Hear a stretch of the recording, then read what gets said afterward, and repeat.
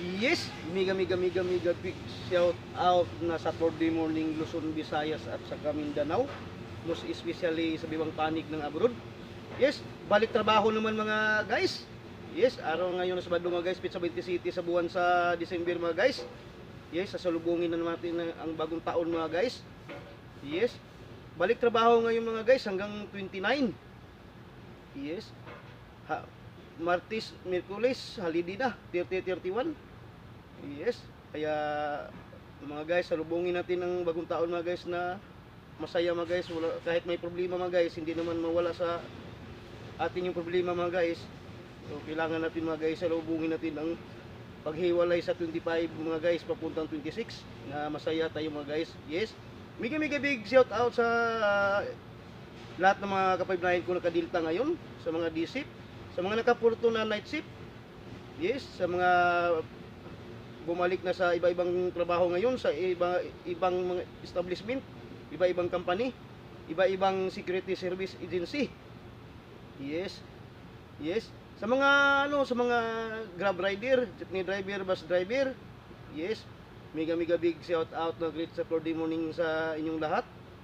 Yes, at sa nasa tahanan ngayon mga nanay tatay, mga nag-reserve ng pagkain sa mga junakids nila, sa mga asawa na nasa trabaho, na uwi ng tanghali. Yes. Yes, maraming salamat sa lahat. Yes, ito ang lingkod si mga Katugong Official Vlogs. Yes. Yes mga guys, don't forget to subscribe my YouTube channel mga Katugong Official Vlogs mga guys, para updated kayo mga guys sa mga bagong post ko ng mga videos. Morning greetings Luzon, Visayas at sa Mindanao, most especially sa Bibang Panig ng abroad. Mga nagbabagang balita, sitwasyon sa panahon, balitang export.